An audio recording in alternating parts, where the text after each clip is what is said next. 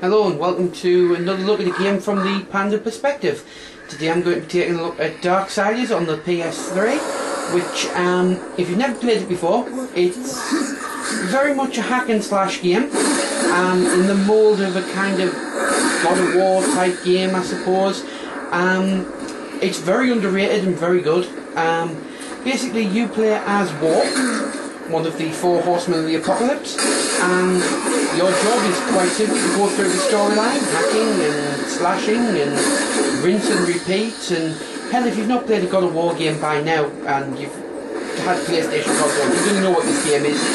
If you played games like Ocarina of Time on the Nintendo consoles, I know it's blasphemy, and I've got Demon sitting beside me, it's nowhere near as good as Ocarina of Time, but you can see the similarities, especially when you even go as far as summoning your horse and having a ride around on your horse. You don't need to blow an ocarina or anything like that, you can just summon your horse and ride on your horse.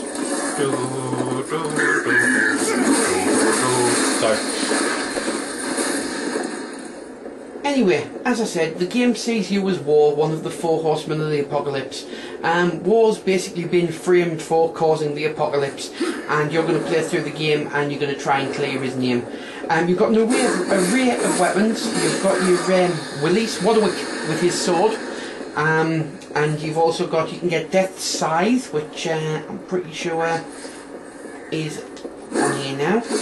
You can also get a gauntlet, which can do all sorts of things. You can get a hookshot, which again is my old Zelda comparison coming out. And there's all sorts of daft little things in there. There's a glaive, which if you've ever played, I can't even remember the name of the game now, Dark Sector. Very similar to that. Use it very similar to the boomerang in a Zelda game. It's just one of them. You play through the story. The story's very good. It keeps you interested. The gameplay can be quite repetitive. It is the one downside, and there's a lot of travelling around. And while it's not travelling around to the same amount of boredom as maybe some sailing on Wind Waker, you are going to spend a lot of time running from one area to another and back again, especially towards the end of the game. So as you play through the game, you're going to come up against a whole lot of enemies, the vast majority of which can be defeated by quite simply swinging your sword around. There's some cool things. You do get some powers like your wrath and everything, or my personal favourite,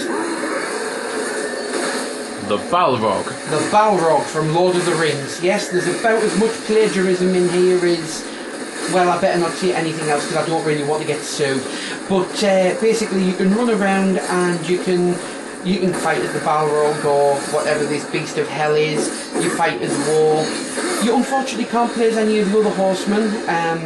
Death, unfortunately, other than the Scythe, you can't play as Death. Famine and Pestilence, I don't know what's happened to them. They've been replaced by Naughtiness and Smog or something. They have changed their name, which is a bit of a shame. But other than that, as I say, the storyline's great. There's a lot of longevity in this game. When you think that current generation games, if you get 7-8 hours out of a current generation game now, you're quite lucky. This game gave me 15, 16, 17 hours. Constant challenge there, which is good. The only downside is the fact of the bosses. One of the first bosses that you fight is very, very hard, and did take me a good couple of hours. Unfortunately, after that the bosses tend to get easier. While the other enemies get harder, the bosses themselves tend to get easier, which is a bit of a drawback. But all in all, you're going to be able to pick this game up in bargain bins now, because it's been out for quite a while. You're going to be able to pick this game up for, well, a small amount of money. You can even pick it up pre-owned, dare I swear. Obviously we all know pre-owned games bad, saving money good, but pre-owned games bad. It's worth picking up. It's definitely worth a punt, especially if you like God of War games or adventure games. It is one of the better ones out there. There isn't really any music per se for me to let you listen to, so just really very quickly, just to let you have a look at some of the levelling up you can do. Your weapons can be powered up. Your sword can go up to 4 levels, your scythe can go up to 4 levels, your gauntlet can go up to 4 levels, that sort of thing. You can actually have abilities that you can attach to things. You've got energy vials, so you can buy energy vials and things like that. Very Ninja Gaiden-esque with the way the shop works. The game does borrow heavily from other games. It's not got the best bits of every game, but it's got some of the better bits of other games, and it works really well. The pistols here, you turn it very Devil May Cry-ish or Bayonetta-like. To be honest, the pistols have very, very little use in this game, so I don't know why they've been put there, but it is some extra little things in there.